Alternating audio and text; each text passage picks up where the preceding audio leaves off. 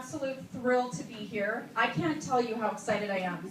I have known Susanne Dicocco for 30 years. Actually, her and I were talking earlier today, and I said, well, I think I've known you for 20 years. And she said, you know what? It's 30. I said, oh my. So wearing this button is so much fun for me, and it's so much fun for me to be here tonight to bring a couple of words to you about why you should support Susanne Dicocco.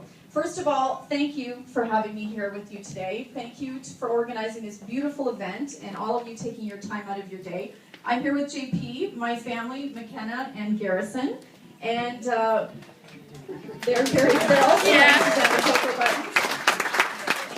We're really excited. We just came up from Edmonton, or down from Edmonton, I should say, and we're on our way for a horseback riding trip in the mountains. So they're going to be excited to tell you all about that. I know it's unusual for a cabinet minister to get involved in a nomination. It doesn't happen very often, but we have an unusual candidate here that's running for a nomination. First of all, I've known her for 30 years, but for any of you who have had a chance to get to know her, you know what I mean. It's not often that somebody like this comes along who has the intelligence and the determination. I heard someone say that today. The determination of this young woman is amazing. The determination, the integrity, the intelligence, the poise. She really is a remarkable person. I'm going to say a little bit more about Susanne in a few minutes. But I wanted to just say a few words of why it's important for all of us to not only support Susanne, but to remember how important it is to get out there and get ready for 2015 in the next election. You know, I've had the privilege of sitting in cabinet with Prime Minister Harper now for a little over 8 years and getting to know him as a person and getting to know his lovely wife, Lorraine, who, as a matter of fact, we just came back last week from a hike with, a 50-kilometer hike in the mountains. And I have to say, I'm sure she's the only First Lady that can pack a 50-pound pack on her back, take you into the woods with no help from anyone, start a fire, and cook food for 12 people. I can tell you we are in good hands with Lorraine Harper as our First Lady. We are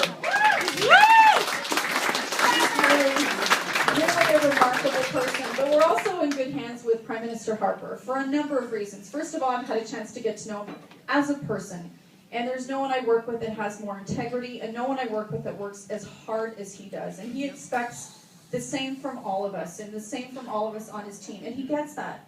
We have an incredible team around us, and you know, it has been a long 8 years. It's been 10 years.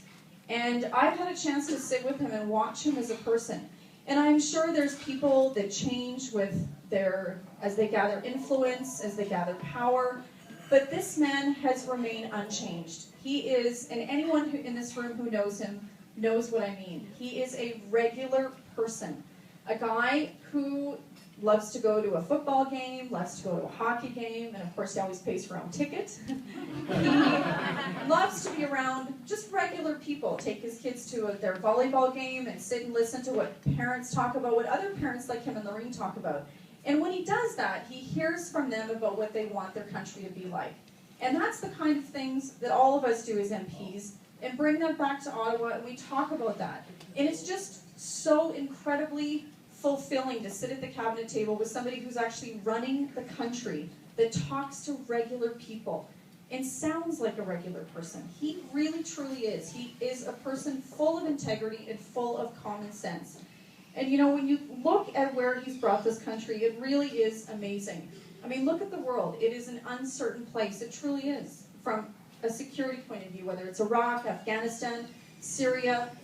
And he isn't just a statesman on the world stage, he is now the statesman on the world stage. Whether it's Ukraine, Russia, the rest of the world looks to Prime Minister Harper for where we should go now.